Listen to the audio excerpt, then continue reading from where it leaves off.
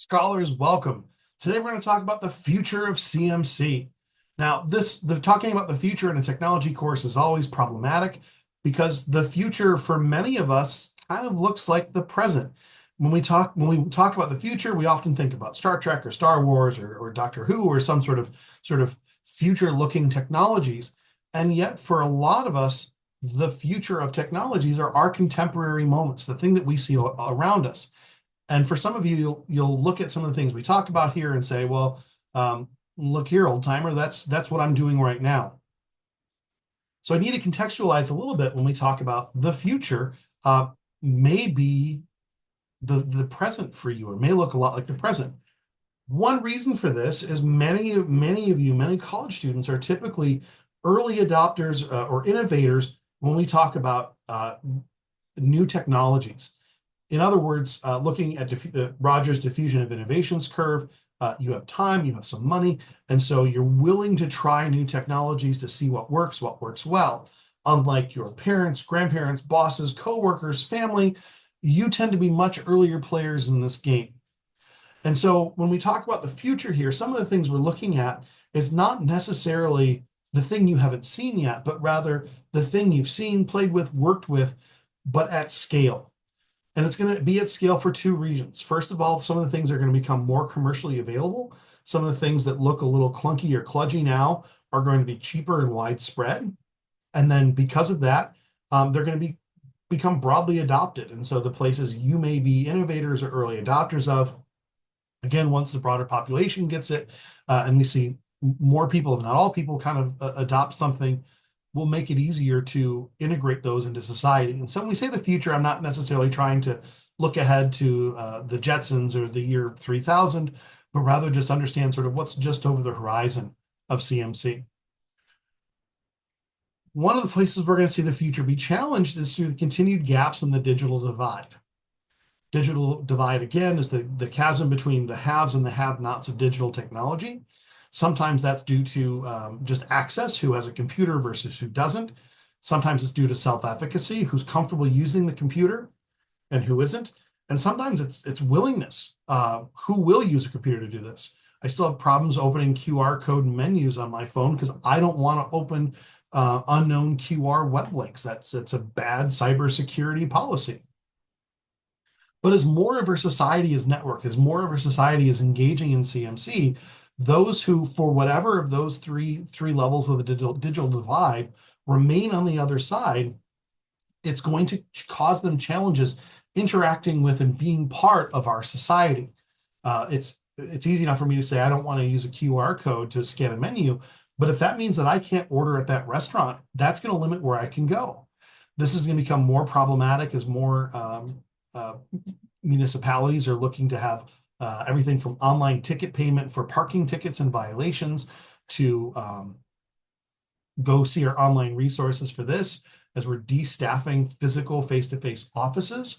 So one of the places we'll see is the digital divide being both narrower but much, much deeper.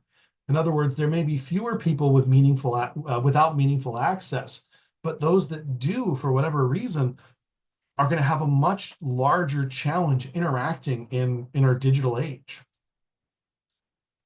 Probably one of the biggest changes that we'll see coming up, and we've already seen this again on the horizon, is the ways that we interface with CMC tools. You know, the Tony Stark Iron Man sort of immersive holographic environment seems very, very futuristic.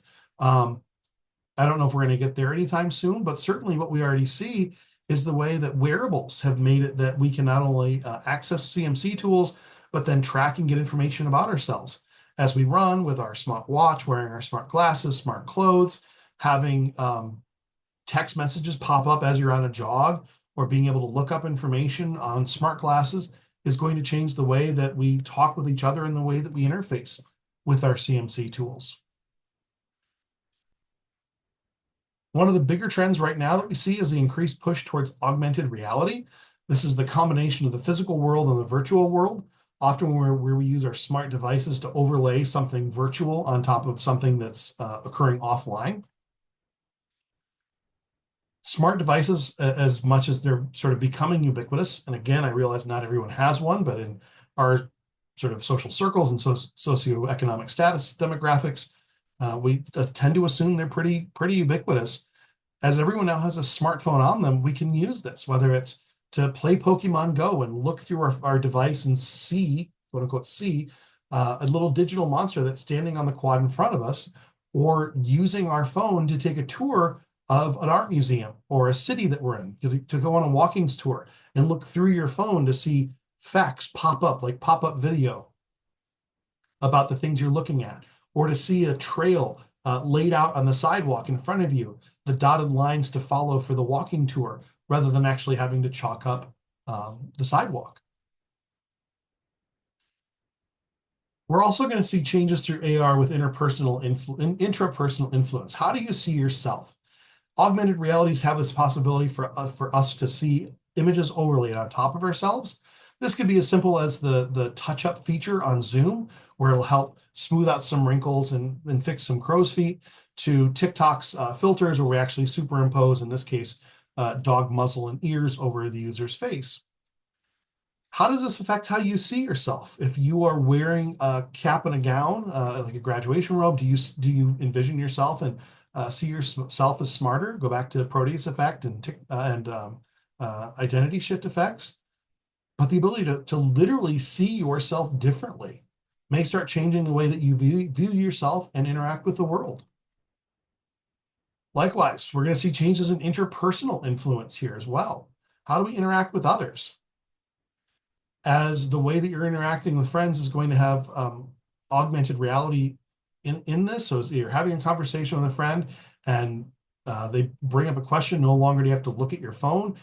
On the overlay of your smart glasses to open a browser and see that information, or as the screen depicts here, having an augmented reality video chat with a friend while walking around in the physical space that you're in, to overlay your friend in the physical space and have this sense of co-presence and connectedness, and be able to co-referent and both point the thing and see the same thing, even though you're not in the same room.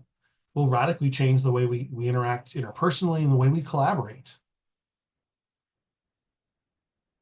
Another extension of this is virtual reality. This is where we have the entire digital space is accessed through specialized equipment. So there's no offline world here. It's all entirely online. VR isn't new. We've had this since the 80s, but it tended to be much more cumbersome and bulky and exclusive. I remember in the 1980s as a kid going to, for example, the CN Tower and the Sky Dome, and for $20 you could play in a virtual reality simulator for 10 minutes. The graphics were terrible and it was clunky, but it was kind of fun. Well, increasingly this specialized equipment, again, because of issues of scalability and cost of technology is coming down. Now with having your, again, kind of ubiquitous smartphone, putting that into a 3D viewer allows you to have virtual reality, not with really expensive equipment, but just simply your smartphone and a cardboard box. This makes it much easier for us to use these technologies. Additionally, it makes it easier for these technologies to be integrated into the way we do things. No longer do you have to send someone images of your trip to the pyramids. Rather, you can take, while you're there, a three-dimensional sphere photo with your smartphone, and then send them a immersive VR experience photo in which to stand. Your friend who didn't go with you to Cairo can stand at the foot of the Sphinx and look around. So we're going to see a lot larger role played by VR. I think in some ways VR is still looking for sort of its killer app, the thing that'll make it truly diffuse and be adopted well. But we see from various sources the push that way clearly. Again, as much as you and I may feel like AR and VR are everywhere, please recognize they're still in their infancy. They haven't been broadly adopted. Your parents, your grandparents likely don't have one. They're still looking for sort of what's the magical, everyone can use it. What's the email was this for the web? Okay, everyone wants email, so everyone's going to get a computer at home for it. Smartphones, we started watching videos and sending movies. What's going to be the thing that makes AR and VR really grow commercially and be adopted broadly? Biggest difference for VR is it's really immersive. It can put you in the thing. Again, standing at the base of the Sphinx, looking around Egypt, is a viscerally different experience than seeing a flat, static, two-dimensional photo of it. Being embodied, feeling like you're in your avatar can allow you to do things and experience things in new ways. Imagine taking a group of third graders learning about the American Revolution, and rather than just hearing about it sort of third person, to be able to do everything to go tour Independence Hall virtually. Instead of having to take a field trip to Philadelphia, everybody puts on VR glasses and can walk through the hall where the Declaration of Independence was signed. Even more, imagine you can immerse them in an experience and put them in a boat with Washington crossing the Delaware during the Revolutionary War. Suddenly, that's a much more visceral story than just reading about it in a textbook. And so, for both interpersonal reasons and educational reasons and organizational reasons, we're going to see VR play a lot stronger of a role in the future. That said, that's going to bring up new questions of warranting. How do I know who the person is operating this avatar? When I see someone online and I see their face and it looks like my friend Gwen, do I know it's Gwen? How do I know that it's Gwen? Just because it looks like her, if these faces are customizable, anyone could have done that. Just because it says below her Gwen so-and-so, do I know that it's my Gwen so-and-so? And so we're going to have new questions about identity. Who are we online? What's the online to offline tether? And maybe more importantly, will it even matter when everything is occurring in the metaverse? We'll probably have new interfaces and cues. So far, we've spent a lot of time working on some of the visual elements. Early days of the internet was really about, to quote Shakespeare, words, words, words. We've since moved beyond the audio and visual of the early days of the internet, where it was just text or just images and even just video. We're going to get new interfaces, things like haptics, the ability to touch and feel the tactile sensations, which are hard to encode and decode. But again, as these things are scaled up and haptic interfaces are made more accessible, we'll be able to actually feel and transmit the sense of feelings of a hug. We see some of this already used, and it's, again, very specialized and very expensive. But doctors doing telemedicine, where they need the sense of feel to understand as they're doing surgery, the tensile strength on a suture, for example, but doing that at scale where suddenly you can do remote projects or give someone a hug or a high five and have it have meaning and not just be two avatars that you assume are high-fiving. Again, haptics are already being used in the medical field, but tend to be a very specialized equipment and very expensive. We need to find sort of bigger and broader uses for this to be adopted widely, but I think that's where we're headed. The other cues that we can't get online yet, really, but we have people diligently working this way. The first of which is olfactory, smell. Again, encoding and decoding is really a hard problem. The devices used to transmit smell are very expensive and careful. You don't mind looking at someone else's phone. I don't want to stick your nose tube up my nose.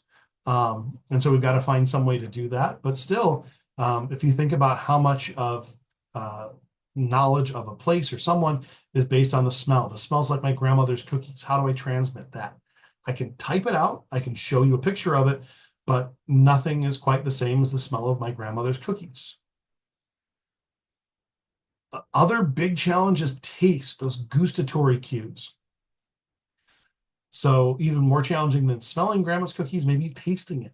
We're finding ways to capture and convert into ones and zeros taste, but again, doing that at scale and doing that effectively and doing that hygienically is still a challenge. But there are the reason we haven't thrown the cues filtered out paradigm wholesale yet is because no matter how realistic our VR and our AR interactions become, and even if we can see things and feel things, we're for a long time going to be down two senses. Smell and taste are things we won't be able to transmit through CMC. And so if you're going to go out on a virtual coffee date with someone and you put in your equipment, it still requires you bring a physical coffee to sip on during it, or else you're just making the motion and this looks weird. We're going to see a continued proliferation of CMC tools, even more as difficult as this is to believe, beyond what we see now. We'll see the increasing rise of the Internet of Things, where everything is connected to the internet. No longer is it just your home computer, but and maybe your printer, but now we have everything from your smart washer and dryer, your coffee pot, your garage door, your Christmas lights, all these are wired to the internet, which allows us new opportunities and new channels for communication. Surveillance will be an increasingly growing problem. The benefit of being a little bit surveilled on the internet is it allows a lot of customization and tailoring of sites and services. But at the same time, we see increasingly, first of all, the information that organizations have on us either being sold off or leaked or released accidentally. And second of all, it just becomes kind of creepy to have someone knowing what you're doing online at all times, or being able to watch someone online at all times. Again, there's a benefit to this. Knowing your browsing history can allow things like cookies and programs to help make recommendations for you. And yet maybe we aren't comfortable with that trade-off, trading off that knowledge of tracking and personal information to make my browsing easier. One of my personal areas of research, I spent a lot of time looking at how employers think of job applicants or have perceptions of job applicants and their hireability change by what they find out about them online. For many of you, the whole of your life history is online and social media, or at least the sort of important chunks of it. For an employer to go back and find something you said or wrote or did in sixth grade, and that having that potentially impact your hireability is a real concern. So even if they're not actively surveilling you, the ability to sort of selectively, passively go back in and check on things. And do we necessarily want the you now to be reflected by the you of 20 years ago? Maybe not. The last place we get surveillance will also lead into our next subject. We've seen this in education, particularly after COVID. We saw an increase in the number of universities, schools, and institutions that were doing online learning, or particularly online testing, and had a real problem with surveillance of students during test taking. And I understand the conceit of this, wanting to make sure students weren't looking up answers or doing other things. And yet one of the challenges a lot of teachers faced were, in addition to the technical ones, the students not wanting to put unknown programs on their computers, was one of privacy. During the pandemic lockdown, if students were in their home learning, did teachers need to be looking into the kid's bedroom, which was maybe the kid's place to do class? Did the teacher want to be looking into the bedroom? Some of the safety concerns and privacy concerns that blurring of boundaries between learning and personal space led to. More broadly, educations, we're seeing it change by CMC tools, both the rise and the turn back towards more online learning opportunities, the opportunities for massively online courses, being able to take these sort of large courses with tens of thousands or hundreds of thousands of students at the same time, sometimes for college credit or high school credit, but basically doing learning at large scale and on someone's timeline. Both of these we're going to see disrupt the educational institutions moving forward. We've seen a big draw of CMC for health, telehealth and telemedicine, so that individuals don't have to travel or can find the doctor of their choice or get the resources they need. If you're a pregnant mother in a small town without a good OBGYN, being able to dial up and zoom into a good OBGYN in a city an hour away may be much preferable to having to drive in every time.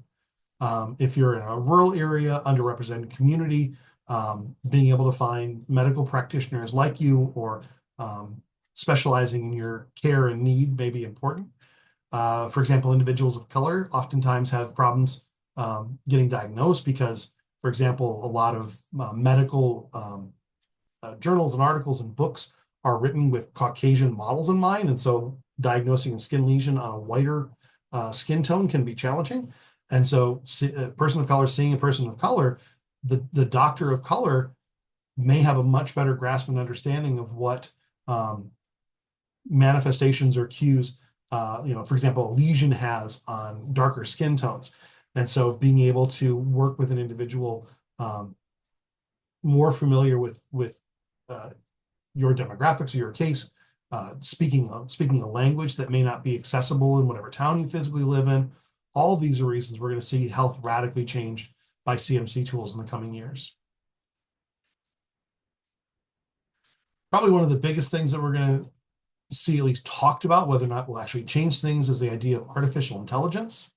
Um, Artificial intelligence is sort of a big and murky topic. When we talk about AI, it can involve a lot of things that may not be what we mean when we say AI. And so, for example, Siri or Amazon Alexa or even your smart thermostat are all forms of AI. And yet when people talk about AI these days, that's not usually what they intend. When we talk about AI, what we're often thinking about are tools for interaction, which also fit more into the CMC context. So things like having a virtual agent when you're having a chat with a chatbot on organization's website. Several times that's not actually a human at the other end of it, and it's a chatbot responding to you. How do you interact with a chatbot? How do you perceive the organization based on whether or not you perceive it's a real human or an algorithm on the other end of that conversation? We see artificial intelligence having the potential to change interpersonal interactions. So even something as simple as autocompletes. So you start typing up an email to a friend, and your email client or word processor suggests how to complete that sentence. And you say, sure, close enough. Haven't seen you in a while. Great, I'll accept it. Well, suddenly this isn't your email, and this may not sound perfectly like you. And you accepted it because the meaning is close enough. But as social information processing taught us over time, we start to learn each other's nuances. So this may either mean that your friend Jacqueline no longer knows your nuances, just your autocompletes, or thinks you sound weird and off because your autocompletes don't sound like your natural self. And so letting AI do some of our interpersonal lifting for us may be convenient, but it may actually have some negative implications for our relational development and maintenance. Out of CMC and back to HMI, human machine interaction, we even see things like virtual companions. This is the replica system. The perils and the promise of AI in this context have probably not been overstated either way. On the one hand, especially for individuals feeling isolated or depressed, having someone to talk to, even if it's a machine, can be very nice and therapeutic. They may not judge, but at the same time, it's not a real person. And so when you say, I feel like I'm a friend with this machine, that's great, but the machine can't buy you a coffee. We've seen increasingly disturbing reports from users of these tools where the AI system, because it's often a machine learning system learning at scale, will turn negative or hostile. We've seen cases of individuals, younger individuals, teens, talking with AI as a chatbot, sort of this is a friend that I can feel safe with. And the nature of the interaction turns it where the chatbot ultimately suggests self or other harm. And that's a real problematic thing. And it's hard to blame the system in these cases because the system is just doing what it was programmed and allowed to do. And so we've got to be very mindful and considerate users of this. And the last thing that we're going to see with more ubiquitous CMC is the ability to transcend cultures. We spent a long time throughout the course of these lectures and this class talking about how CMC allows us to transcend space and time. But as these tools become more ubiquitous and multisensory and interactive and immersive, they provide us the ability to really get past cultures.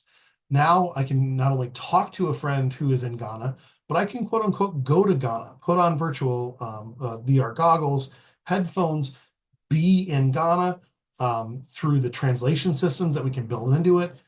Even if I'm not speaking the native tongue, we can have a conversation with those individuals. We can start to co-reference. I can really feel like I'm in Ghana, even if I'm not in Accra at that point. And so it's going to really further increase our ability as more users have sort of richer and a plethora of more channels available to us to really embed ourselves in different cultures and sort of increase the globalization of our world. So that's going to bring us to the end for now of the future of CMC, but I don't want you to stop thinking about this. To keep you going, first of all, we've talked a little bit about theories throughout the semester, but which of the CMC theories that we've talked about do you think are still going to hold for these newer technologies? Which one are robust enough to withstand the test of a new channel coming up? ultimately, which ones are going to need to be revised? Is there a chance that social information processing model won't pan out when very little, if none, of our mediated interactions are text?